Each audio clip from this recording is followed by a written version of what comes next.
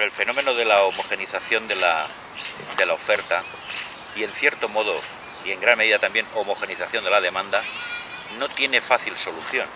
Es decir, ¿cómo le dices tú a un editor que está editando 500, 600 títulos al año a un gran grupo que pase a editar 100 o pase a editar 200, ¿no?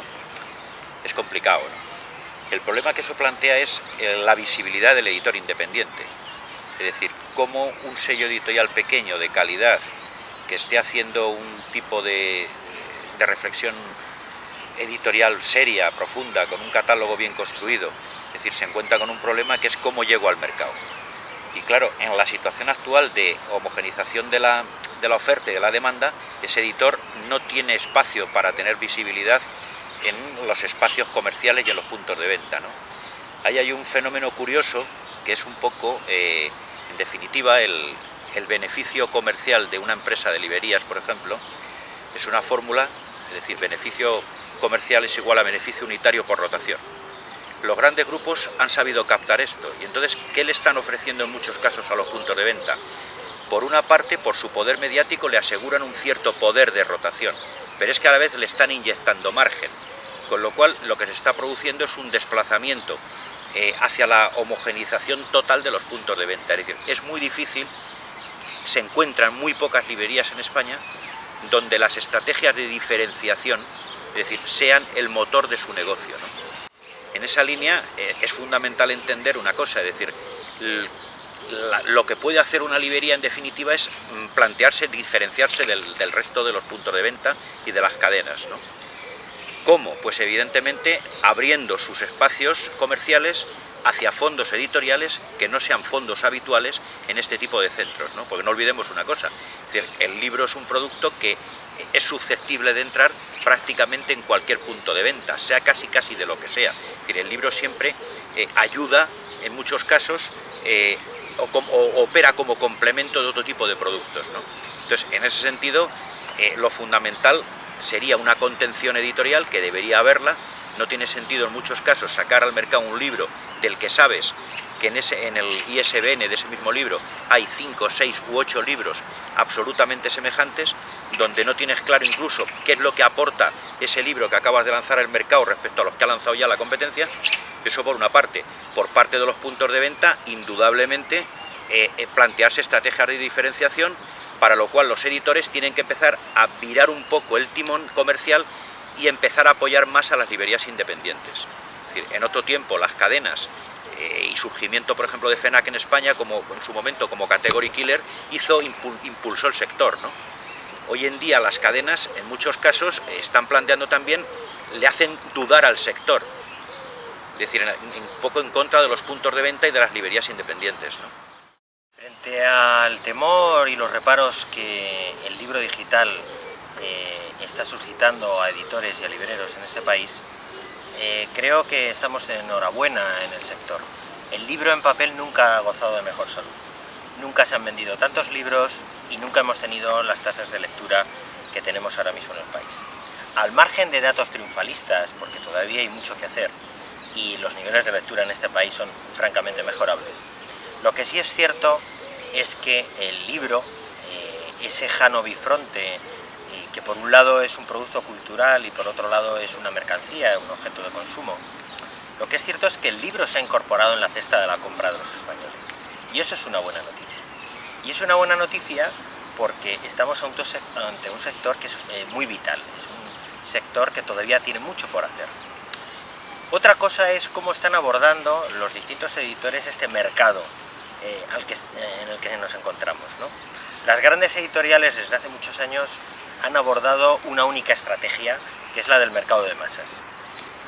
Esta homogeneización de la oferta de la que estamos hablando implica que se está entrando en un vicio muy peligroso dentro del sector.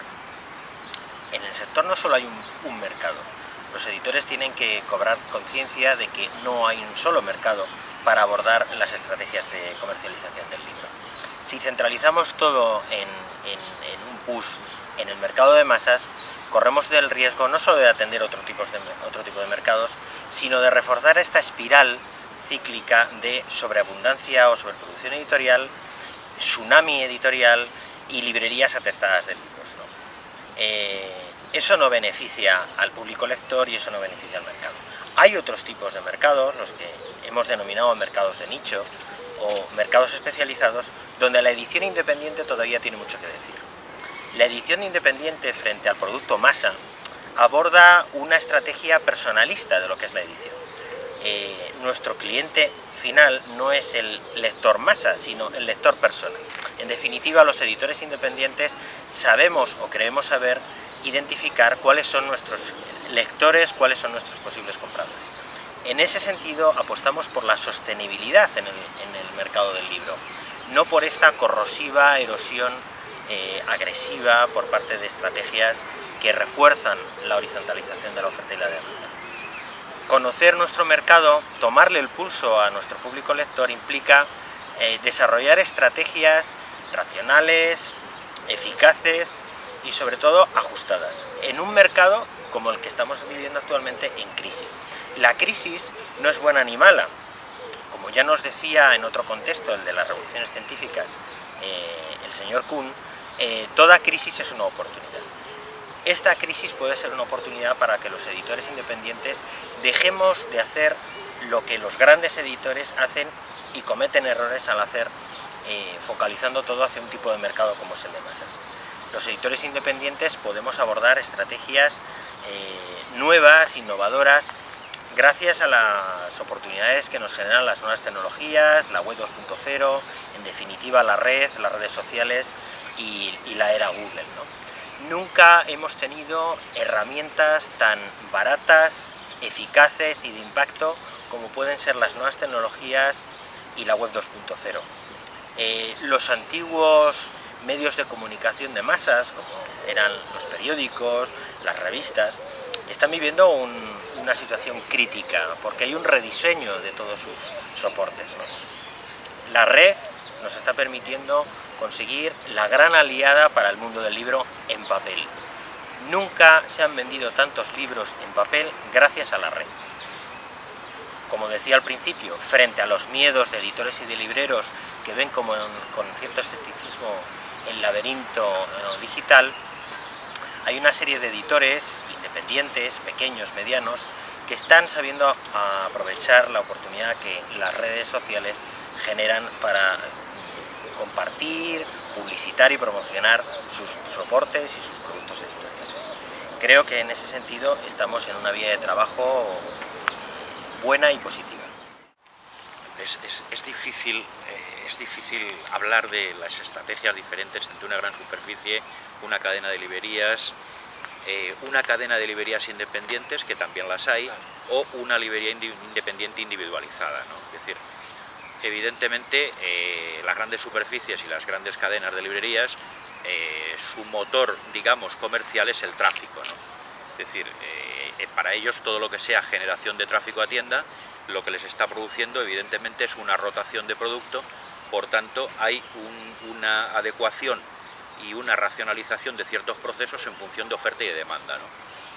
Ahí ya hay cadenas de librerías, por ejemplo la cadena L, donde convertida por una parte en una central de pagos, pero por otra en una central de compra de novedades. Yo creo que es una cadena que es muy interesante para ciertos editores independientes si saben ver la oportunidad de que una cadena de cobertura nacional pueda ofertar este tipo de productos a nivel nacional, ¿no? Luego las librerías independientes pequeñas, pues evidentemente su estrategia es esperar a que entres por la puerta, es decir, no son librerías demasiado proactivas a la hora de salir a la calle y buscar mercados fuera, ¿no?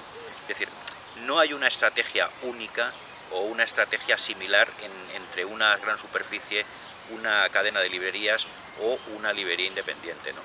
Un poco hay una cosa como resumen de esto, que sería la idea de decir, ante una inadecuación entre oferta y demanda, cada una opta por un determinado mecanismo corrector, aunque con la crisis a lo que está llevando el proceso es a un proceso de devoluciones absolutamente descomunal, ¿no? En este sentido se defiende mejor en una situación como esta una librería pequeña con clientela muy estable y muy fija, que una gran superficie o una cadena de librerías que depende mucho del tráfico a tienda, por tanto del movimiento que tenga el desarrollo del consumo en el sector, ¿no?